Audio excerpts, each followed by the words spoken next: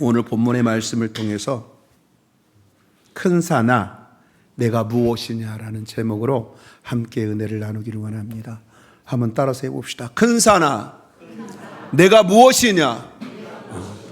오늘 말씀에 있죠. 7절 큰 산아 내가 무엇이냐. 내가 스룹바벨 앞에서 평지가 되리라. 할렐루야. 오늘 예수님께서 이 말씀을 통해서 네가 기도하면 이 산을 저 바다로 옮겨지리라 하면 옮겨질 것이라는 그런 말씀을 하지 않았나 생각됩니다. 오늘 바라기는 여러분 앞에 있는 큰 산, 장애물들, 많은 문제들이 정말 여러분 앞에서 사라지는 그런 축복이 있기를 주님의 이름으로 축복합니다. 성경에는 큰 장애물을 만난 믿음의 사람들이 많습니다. 여호수아를 보세요. 바톤을 이어받아서 이제 가나안 땅을 딱 들어가면서 뭐를 만납니까? 요단강을 만나기도 하고 또 난공불락의 여리고성을 만나게 됩니다. 하나님이 인도하시고 하나님이 시작하셨는데 정말 이스라엘 군대로는 이스라엘 백성으로는 정복할 수 없는 그런 불가능의 성을 만나게 되죠. 또 여러분 바울은 어떻습니까? 와서 우리를 도우라는 마게도냐의 환상을 보고 성령께 순종하여 빌립보 성에 들어갔는데 그곳에서 바울이 귀신 들린 여종을 깨끗게 하는 성령의 역사를 경험하고 이 일로 인해서 바울이 잡혀가서 심한 매질을 당하고 감옥에 갇히는 어려움을 겪기도 했습니다. 예수님의 제자들도 예외가 아닙니다. 오병이어의 기적을 경험하고 그 뒤에 예수님이 제자들에게 너희들 바다 건너편에 다른 마을로 가라 해서 순종하고 배를 타고 갈릴리 바다를 건너가는데 누구도 헤어나올 수 없는 큰 풍랑과 바람, 그런 장애물을 만나기도 합니다. 우리가 함께 묵상하고 있는 바벨론 포로에서 해방되어서 귀환한 이스라엘 백성들도 오늘 장애물을 만났어요. 약속하신 대로 바벨론으로 돌아와서 선지자를 통해서 말씀하신 성전 재건을, 성전 건축의 말씀에 순종하고 성전을 건축하고 있는데 더 이상 공사를 할 수 없게 되는 그런 큰 장애물을 만나게 되었습니다. 주님의 말씀에 순종하고 또 성령께서 주시는 감동에 순종했을 때 이런 장애물을 만나면 그 반응을 나타내는 사람들이 각기 다른데요. 오늘 보면 두 가지 반응이 있어요. 첫째는 더욱 주님을 의지하고 더 주님을 의지하고 열매가 맺혀질 때까지 승리할 때까지 도전을 멈추지 않은 그런 부류들이 있어요. 고난과 시련을 이것이 정말 주님이 나를 정금같이 하시리라는 불순물이 제거되고 정금으로 단련되는 과정으로 여기면서 더욱 주님 의지하여서 하나님을 경험하는 기초로 만들어가는 믿음의 모습을 가진 사람들이 있습니다. 이미 하나님의 받은 은혜가 갚을 수 없는 큰 사랑과 은혜이기에 신앙생활하는 이 삶의 모습을 우리가 더 하나님께 축복받기 위해서가 아니라 더 드리기 위해서 하는 정말 주님의 마음에 감동을 주는 성도의 모습이라 할 수 있습니다. 그리고요, 두 번째 부류는 신앙의 불씨가 장애물을 만나면 신앙의 불씨가 순식간에 꺼지면서 다시는 하나님을 위해 믿음의 열심을 내보려는 시도를 하지 않는 사람들입니다. 두 번째 부류에 속한 분들의 특징을 보게 되면 이렇습니다. 주님을 위해 결단하고 말씀에 순종했으면 그 뒤로는 어떤 고난과 시련도 오지 않을 것이다. 내 인생에 평탄하게 풀릴 것이다. 기대하는 마음이 늘 그 속에 있습니다. 하나님은 마땅히 나를 도와주셔야 한다고 생각합니다. 그래서 성공과 축복만 있어야 한다고 생각하고 기대하며 신앙생활을 하게 됩니다. 주님께 드리는 것을 내가 주님께 뭔가를 해주는 것으로 생각하고 그렇게 여기는 그런 마음이 있어요. 그러기에 주님께 드리는 것을 계산하고 드리고 인색함으로 드립니다. 여러분은 어느 쪽에 더 가까운 믿음입니까? 주님을 위한 일을 하다가 어려움을, 큰 장애물을 만난 분이 계십니까? 그 어려움이 장애물이 되어 더 이상 믿음이 전진하지 못하고 멈춰 서 있지는 않으신가요? 혹 지금 믿음을 포기하고 계신 분은 안 계십니까? 오늘 말씀을 통해서 주님이 원하시는 일을 하다가 큰 어려움을 만나 포기하고 낙심한 성도들이 어떻게 다시 믿음으로 일어나 주의 일을 할 수 있게 되는지, 이러한 비밀을 깨닫는 시간이 되시기를 주님의 이름으로 축복합니다. 스가랴서는 바벨론 포로에서 귀환한 유대 백성들이 성전을 재건하려고 할 때 하나님께서 8가지 환상을 보여주셨는데, 오늘 본문은 그 중에서 5번째 환상의 기록입니다. 오늘 본문을 이해하기 위해서 그 역사적 배경을 우리가 좀 알아야 되는데요. 북한은 이스라엘 중에 북한이 있고 남한이 있다고 그랬어요. 거의 비슷하게 이해하면 됩니다. 북이스라엘은 주전 722년, 예수님이 오시기 722년 전에 아수르 제국에 의해서 이미 멸망한 상태입니다. 그리고 아수르 제국은 신흥 강대국인 이 바벨론에 의해서 612년에 멸망당합니다.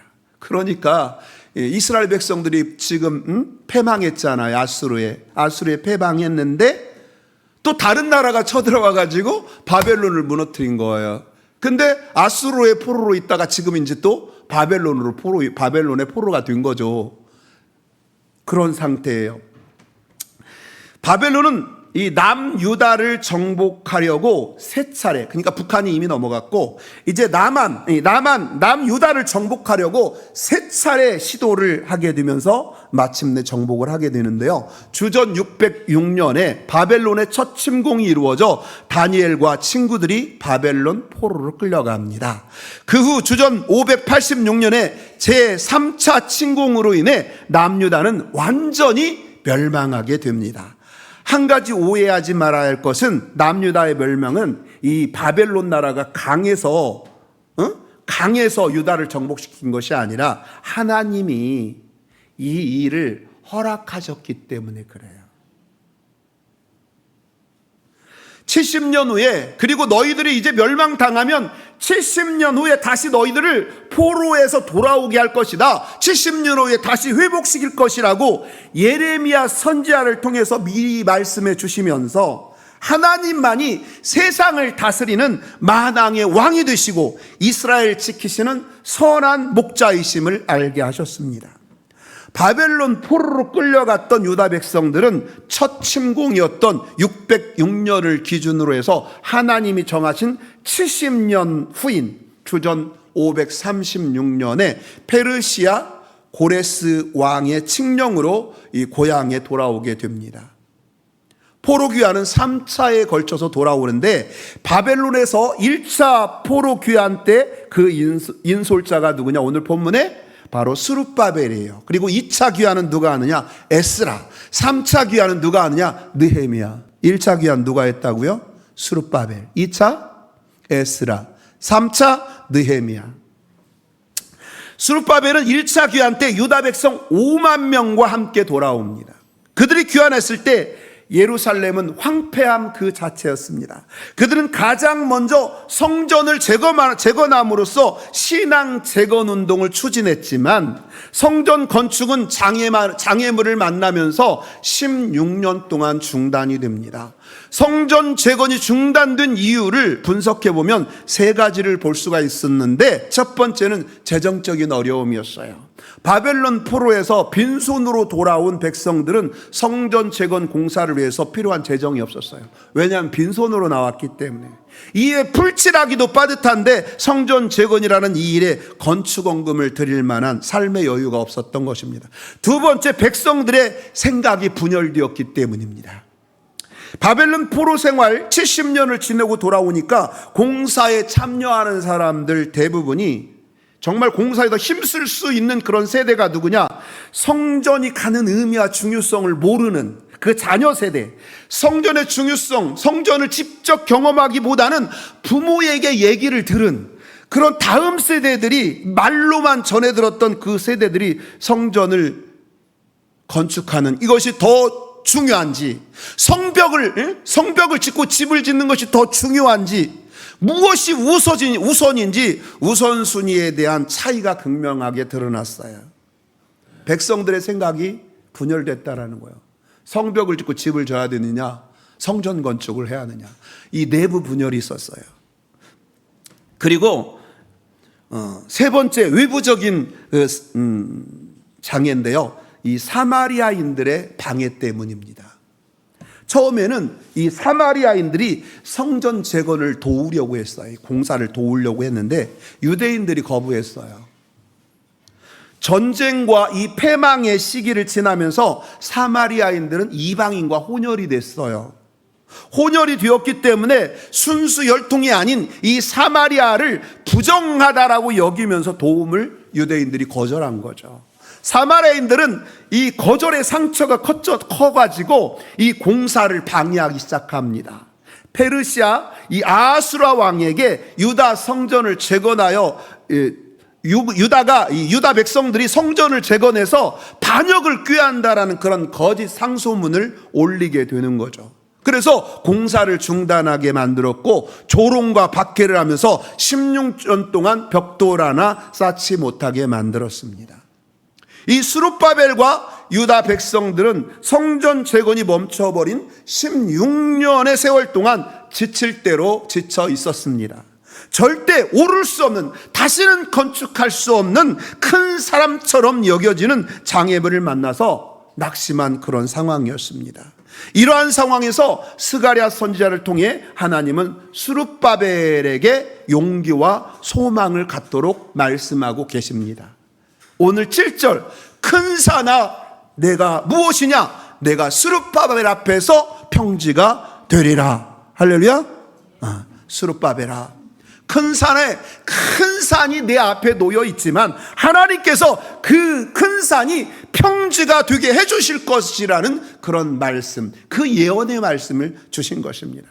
이 말씀을 듣게 된 스룹바벨의 마음이 어떻겠습니까? 기쁨이 샘솟고 용기가 샘솟았을 것입니다. 이 약속의 말씀을 믿는 자에게 하나님은 그대로 역사해 주시는 줄로 믿습니다. 할렐루야. 여러분이 정말 여러분 앞에 있는 이 큰 산이 예수의 이름으로, 하나님의 능력으로, 내게 주신 믿음으로 이것이 평지가 되리라는 믿음과 확신을 갖는다면 오늘 여러분에게 주신 이 말씀은 여러분의 삶 가운데 그대로 이루어지리라 믿습니다. 성경에는 큰 산이 평지가 된 사건들이 기록되어 있습니다. 이스라엘을 가로막고 있던, 그래서 이스라엘 백성들을 절망케 했던 홍해가 갈라지면서 거기에 길이 생겼습니다. 큰 산과 같은 애굽의 강력한 군대가 홍해 앞에서 몰살되어 죽고 말았습니다.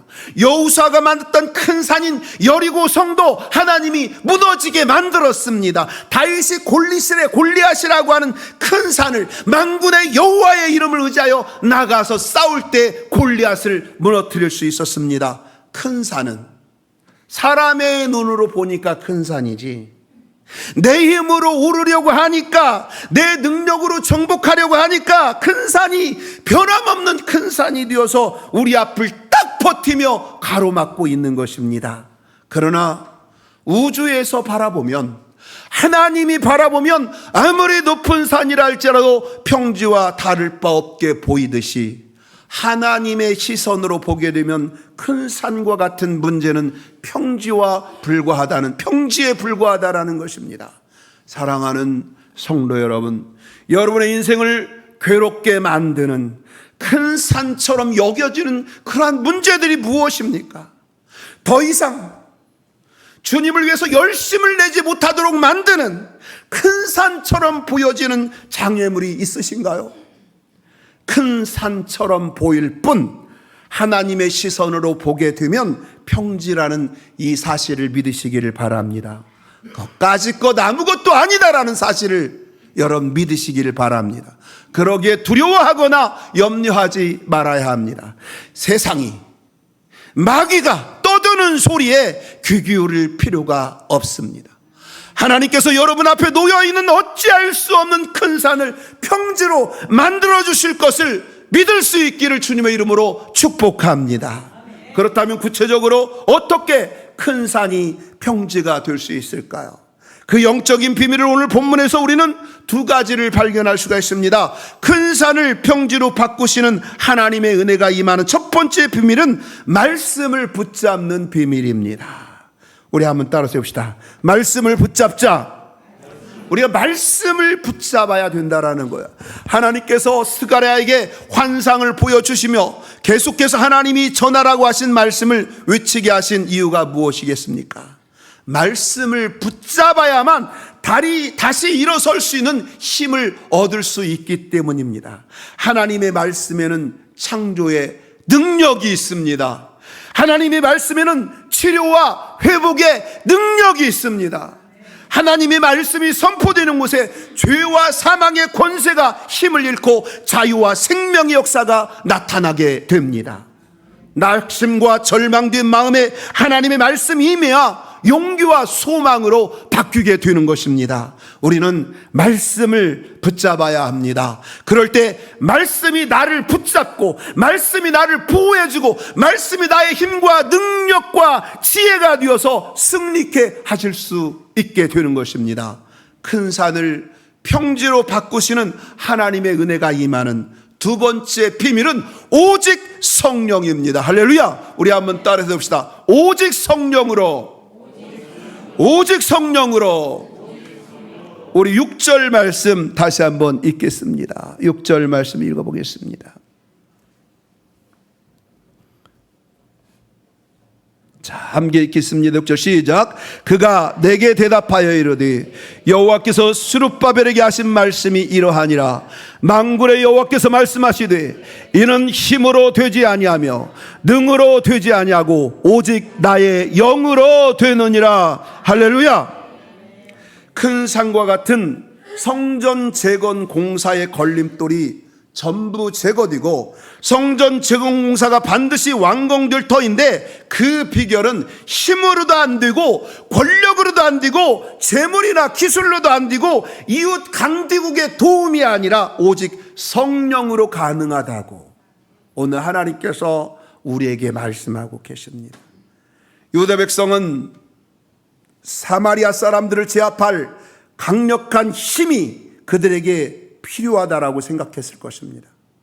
그리고 아닥사스다 왕의 마음을 돌이키고 성전 재건을 지원해 줄 수 있는 높은 권력을 가진 사람의 도움이 필요하다라고 생각했을 것입니다. 모든 생각을 감찰하시고 아시는 분이 바로 성령이기에 유다 백성들 안에 있던 이 생각을 아시고 힘으로 안 된다, 힘으로 안 된다, 권력으로도 안 되고 능력으로 안 되고 이렇게 말씀하신 거예요. 16년 동안 중단되었던 다시 시작할 엄두도 내지 못하고 있던 이 성전 재건 공사는 힘으로 이룰 수 없고 권력으로도 이룰 수 없다. 오직 나의 영, 오직 성령으로만 될 수 있다고 말씀하고 있는 것입니다. 사랑하는 성도 여러분, 우리 인생의 큰 산과 같은 그 어떤 문제라도 평지가 되게 하시는 능력이 오직 성령에 있으심을 믿으시고 성령 충만할 수 있기를 주님의 이름으로 축원합니다. 스가랴 4장에 보면 스가랴 선지자는 순금 등잔대와 두 감람나무의 환상을 보았습니다. 순금 등잔대와 두 감람나무의 형상을 보았어요. 이 환상의 의미를 깨닫지 못하여 스가랴는 3번이나 천사에게 그것이 무엇을 의미하느냐고 질문을 하는데요, 여기서 등잔대는 영적으로 교회를 의미하는 것입니다. 등잔대.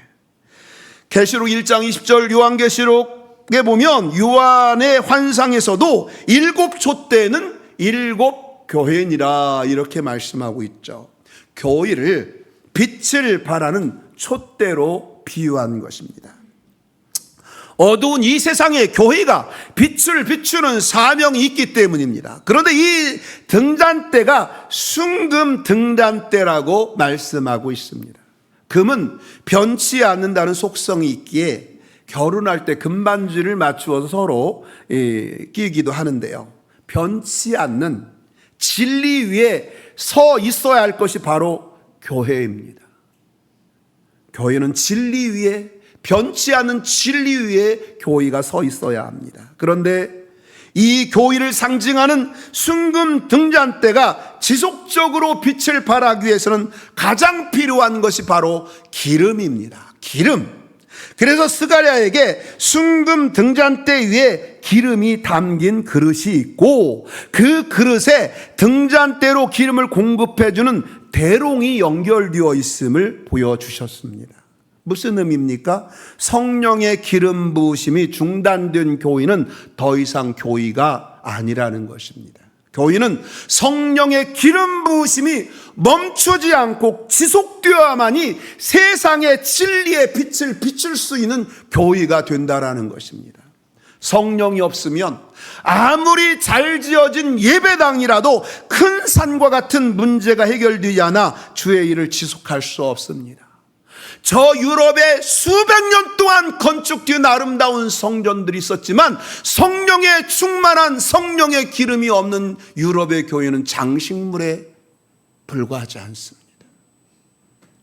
오늘 한국 교회가 아무리 아름답고 크고 웅장해졌다 할지라도 성령이 충만하지 못하고 성령의 기름 부으심이 없다면 교회가 되지 못한다는 것입니다.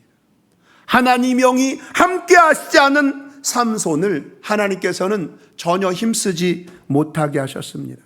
하나님의 영이 떠나간 사울은 악신에 사로잡혀 시기와 증오와 두려움에 그 삶이 무너지고 말았습니다. 하나님의 영이 떠난 엘리 제사장은 하나님의 음성이 들리지 않게 되었고 블레셋과 전투에서 자식들은 죽게 되었고 그 소식을 들은 자기도 의자에서 넘어져 목이 부러져 죽고 말았습니다. 여러분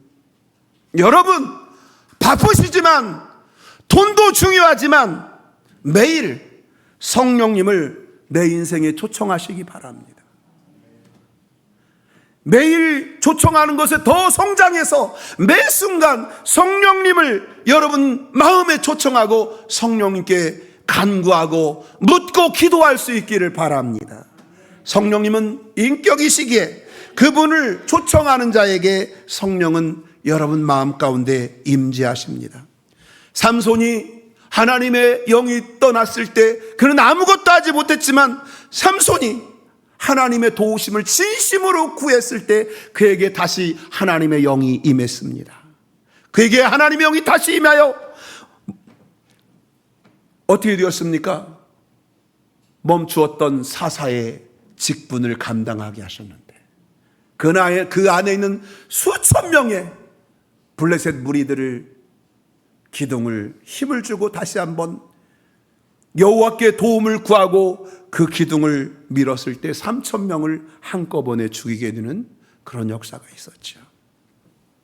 멈추었던 성전 재건 공사도 성령께서 함께 하시니 다시 시작되어 결국 완성이 됩니다.